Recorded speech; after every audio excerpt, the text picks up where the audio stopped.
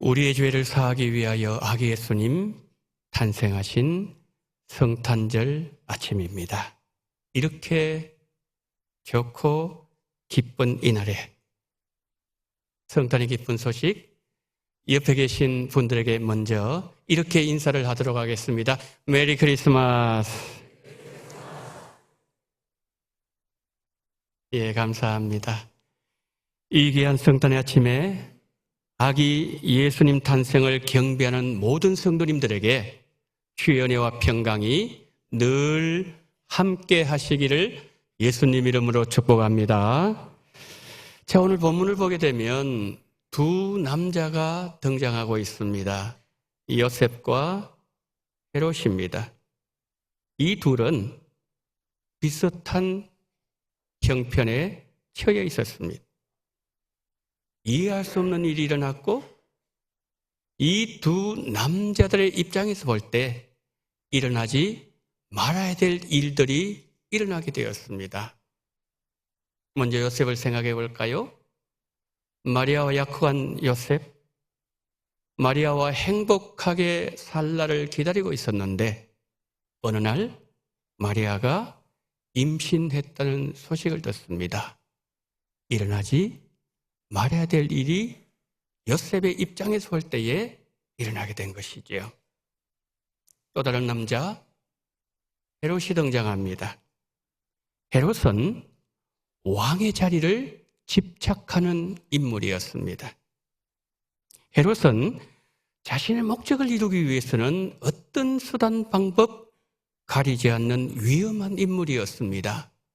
어느 날 헤롯 역시 왕의 자리를 위협하는 경쟁자가 나타났다는 소식을 듣습니다. 요셉과 헤롯 두 남자의 형편은 비슷했습니다. 그러나 이 일을 처리하는 방식은 완전히 달랐습니다. 마태복음 1장 19절, 2장 7절을 같이 보실까요? 1장 19절입니다. 그의 남편 요셉은 의로운 사람이라 그를 드러내지 아니하고 가만히 끊고자 하여. 2장 7절, 이에 헤롯이 가만히 박사들을 불러 별이 나타난 때를 자세히 묻고, 둘 다 겉으로는 가만히 일을 처리하고자 했습니다. 요셉도 가만히 끊고자 했습니다. 헤롯도 가만히 박사들을 불렀습니다. 가만히. 그러나 일을 처리하는 방식은 달랐고 두 사람의 마음 중심 역시 달랐습니다. 먼저 요셉은 왜 가만히 행동하려고 했을까요? 그것은 앞에서 기록된 말씀 때문에 그랬습니다. 어떤 말씀인가요? 그를 드러내지 아니하고. 무슨 뜻일까요? 마리아가 수치당하는 것을 원하지 아니하여, 그런 뜻입니다. 요셉은 그 일로 인하여 마리아가 공개적으로 수치당하는 것을 원하지 않았습니다. 그래서 요셉은 그 일을 가만히 처리하고자 했던 것이죠. 자, 오늘 본문에서 요셉이 당한 일을 만약에 우리가 그 일을 당했다고 한번 생각해 보십시오. 누가 봐도 분노가 치미는 상황입니다. 배신감으로 평정심을 잃을 수 있고요. 그리고 가서 따져야 될 상황입니다. 모든 상을 뒤집어 엎어버려야 되는 상황입니다. 그러나 요셉은 가만히 정리하고자 했습니다. 이유는 마리아를 살리기 위하는 마음이 있었기 때문이지요. 마리아가 공개적으로 수치를 당하지 않도록 만들기 위해서 요셉은 가만히 끊고자 했던 것이지요. 그럼 두 번째로 헤롯은 왜 가만히 행동했을까요? 헤롯은 아무도 모르게 그의 경쟁자를 은밀하게 죽이려고 했기 때문입니다. 자기의 자리를 유지하기 위해서 헤롯은 가만히 행동했습니다. 예수님을 죽이기 위해서 헤롯은 은밀하게 행동한 것이죠. 동방 박사들이 유대인의 왕이 나셨다는 소식을 듣고 당연히 예루살렘에 있는 헤롯의 궁전에 갔습니다. 물었습니다. 그때에 헤롯이 뭐라고 얘기합니까? 동방 박사들에게 이렇게 얘기합니다. 나에게도 알려주시오. 나도 아기 예수께 경배하겠습니다. 여러분, 동방 박사들이 들을 때에 얼마나 인자한 왕으로 보였겠습니까? 아니, 경쟁자가 나타났는데 내가 그에게 가서 경배하겠다고 말을 하니 정말 탁월한 성군인 것처럼 보여졌습니다. 그러나 하나님은 헤롯에게 속지 않으셨습니다. 동방 박사들이 고국으로 돌아갈 때에 하나님은 그들을 다른 길로 인도하셨고, 하나님은 헤롯이 아기 예수께 한 발자국도 접근하지 못하도록 하나님은 아기 예수님을 보호해 주셨습니다. 우리가 요셉을 보고 헤롯을 보면서 우리를 봅니다. 우리는 왜 때때로 가만히 행동하는 것일까요? 그 사람을 살리기 위해서입니까? 아니면 그 사람을 죽이기 위해서입니까? 공경에 처한 그 사람을 살리기 위해서 나는 은밀하게 말하고 있습니까? 하나님이 보내주신 하나님의 가장 귀한 사람을 죽이려고 가만히 말하고 은밀하게 행동하고 있습니까? 본문 24절 보십시오.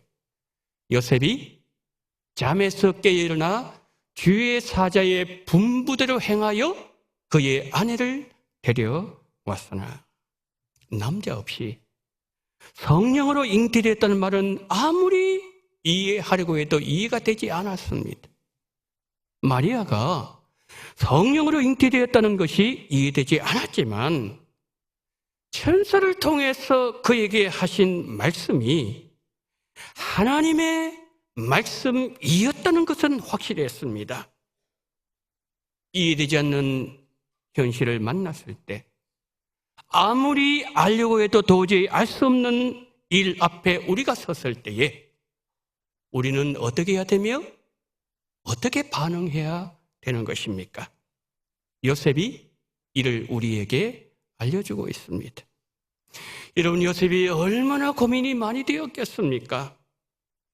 그러나 요셉은 자기를 내려놓았습니다. 이해는 되지 않았지만 하나님께서 나에게 하신 말씀인 것만은 맞다. 그렇다면 하나님의 말씀 앞에 내가 알고 있는 지식, 내가 가지고 있는 판단 내려놓겠다. 내 생각 다 비우겠다. 여러분, 요셉의 신앙 중심에는 하나님의 말씀이 있었습니다. 그의 인생의 최대 위기 앞에서도 하나님의 말씀이 중심이 되어 있었고, 내 앞에 주어져 있는 가장 어려운 일을 선택해야 될 때 하나님의 말씀이 선택 기준이 되었습니다. 요셉은 말씀의 사람이었습니다. 요셉은 말씀을 따라가는 사람이었고 말씀에 반응하는 사람이었습니다. 요셉의 인생에 있어서 어쩌면 가장 중요한 순간에 요셉에게 하나님의 말씀이 주어졌을 때 요셉은 말씀대로 반응했고 말씀을 따라가는 믿음의 사람이었습니다. 그래서 성경은 요셉을 말할 때 그는 의로운 사람이라 라고 요셉을 평가한 것입니다. 하나님은 우리가 이해할 수 없는 방식으로 하나님을 우리에게 나타내실 때가 있습니다. 우리는 우리에게 일어나는 일의 원인을 다 알지 못합니다. 우리는 그저 그것을 받아들일 뿐입니다. 죽음이 우리에게 찾아오면 우리는 죽음을 받아들여야 되고, 우리 가정에 새로운 생명을 허락하시면 우리는 그 생명을 받는 것이고, 그리고 때로는 우리에게 질병이 찾아올 때 우리는 그것을 받아들이는 것이죠. 우리는 사람들의 심리를 다 알지 못합니다. 우리 마음도 우리가 다 이해하지 못하는데 어떻게 우리가 다른 사람의 마음을 다 알 수 있단 말입니까? 저 자연의 움직임과 우주의 운행 비밀을 우리는 다 알지 못합니다. 하나님께서 밤하늘에 펼쳐놓으신 저 아름다운 우주 공간을 바라보면서 우리가 은하수를 보고 오로라를 보면서 감탄할 뿐입니다. 여러분들은 욥의 고난을 잘 알고 계실 것입니다. 위로하기 위해서 찾아온 그의 친구들과 별로를 벌일 때에 욥은 계속해서 자신의 생각이 옳고 자신의 행동이 의롭다면서 고집을 꺾지 않았을 때 하나님께서 침묵하시다가 마침내 하나님께서 입을 여셨습니다. 이렇게 물으셨습니다.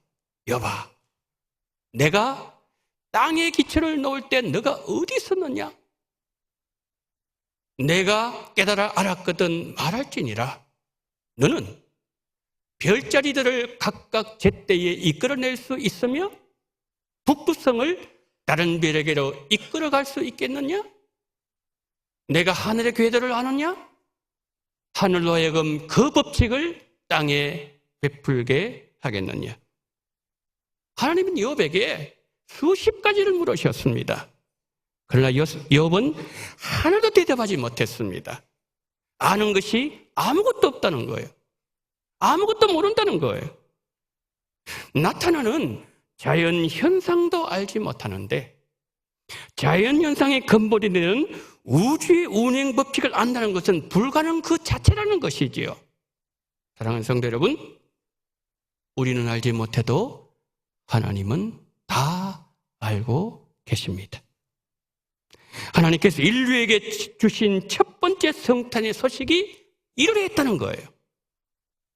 하나님은 내가 이해할 수 없는 방식으로 나를 찾아오실 때가 있습니다.